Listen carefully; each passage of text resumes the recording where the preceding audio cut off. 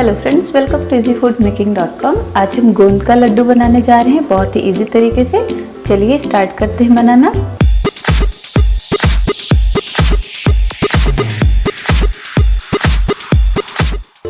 सबसे पहले गोंद का लड्डू बनाने के लिए हमने कढ़ाई गैस पे रख दी है। कढ़ाई गर्म हो चुकी है।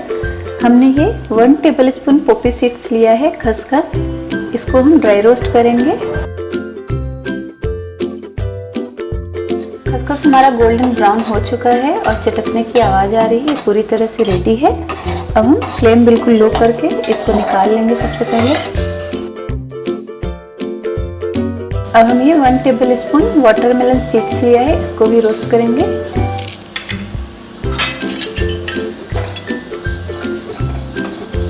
फ्लेम को फुल रखेंगे। वाटरमेलन सीड से चटकने की आवाज़ आ रही है और ये फूल भी जा रहे हैं। तो लाइट गोल्डन हो जाए फिर हम इसको निकाल लेंगे।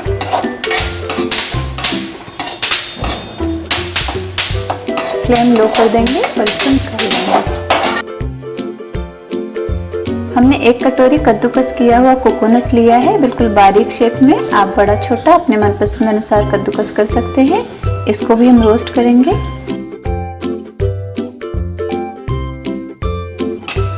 कोकोनट भी लाइट ब्राउन हो गया है, इसको भी हम निकाल लेंगे। एक टिश्यू पेपर से नीचे जो लगा है उसको आसानी से निकाल सकते हैं। अब हम एक छोटी फुल कटोरी घी डालेंगे। टेबल स्पून से अगर नापेंगे तो 5 टेबल स्पून आएगा ये घी। घी मेल्ट हो चुका है। फ्लेम को मीडियम हाई रखेंगे, बहुत तेज नहीं रखना है। और अब हम इसमें ये गोंद डालेंगे। एक छोटी कटोरी फुल हमने गोंद लिया है, इसको डीप फ्राई करके निकाल लेते हैं। गोंद को हमेशा मीडियम फ्लेम पे डीप फ्राई करना चाहिए, अदरवाइज अगर आप तेज फ्लेम पे इसको डीप फ्राई करेंगे तो ऊपर से तो फूल जाएगा बट अंदर से ये कच्चा रहेगा। इसलिए हमेशा मीडियम फ्लेम पे ही डीप फ्राई करें गोंद को।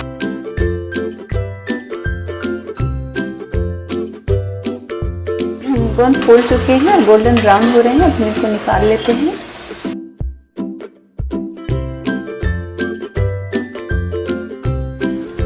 हमने 2 टेबलस्पून कटे हुए काजू लिए हैं, इनको भी डीप फ्राई कर लेते हैं।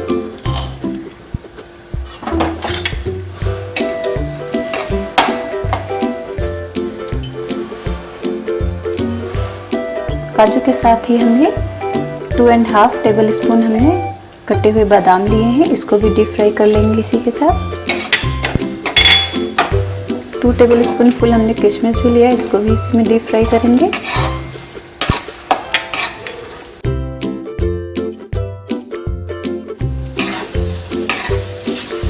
किशमिश सारे फूल चुके हैं और ड्राई फ्रूट गोल्डन ब्राउन हो गए हैं। फ्लेम को लो करेंगे और इन सारी चीज़ों को हम निकाल लेंगे इस प्लेट में। इसी घी में हमने ये 1 कटोरी आटा लिया है, छोटी कटोरी फुल, इसको भी भून लेंगे।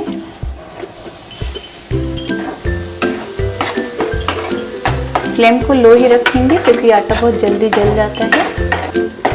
गोल्डन ब्राउन होने तक हम इसको भूनेंगे धीमी आंच पर।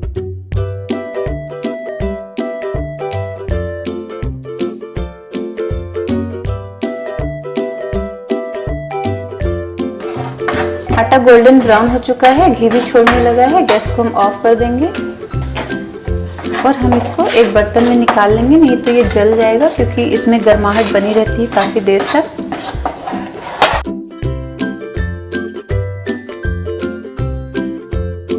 हमने आटे को फैला दिया था, ये पूरी तरह से ठंडा हो चुका है। अब हम इसको एक साइड रखेंगे। गोंद बिल्कुल ठंडा हो चुका है, हम इसको कूट लेते हैं दरदरा।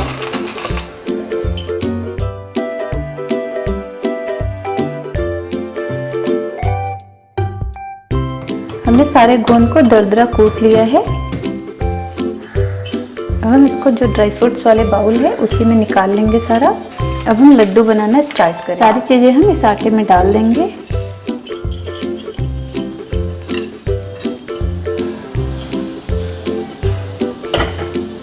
ये हमने शुगर लिया है, पिसी हुई चीनी, 1 छोटी कटोरी फुल। इसकी जगह आप गुड़ का भी यूज़ कर सकते हैं, इसको भी डाल देंगे। या फिर आप तगार का यूज़ कर सकते हैं, जो भी अवेलेबल हो घर में। सारी चीज़ों को हम अच्छे से मिक्स करेंगे हाथ से।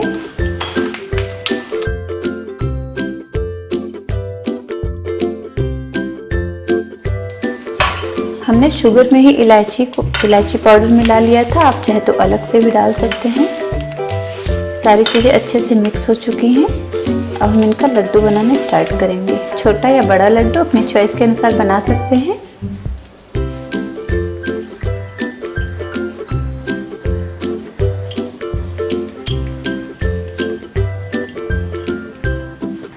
लड्डू बनके तैयार है। इसी तरह से हम सारे लड्डू बना लेते हैं।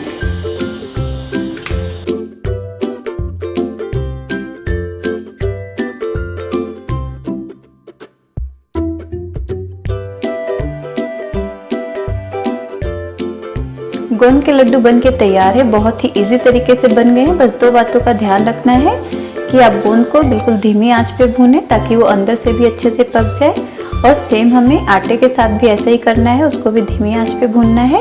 और जब वो गोल्डन ब्राउन का हो जाए तो उसको एक प्लेट में निकाल के चलाते रहना है बीच बीच में, जब तक कि वो ठंडा ना हो जाए, अदरवाइज वो बर्न हो जाएगा जल्दी से।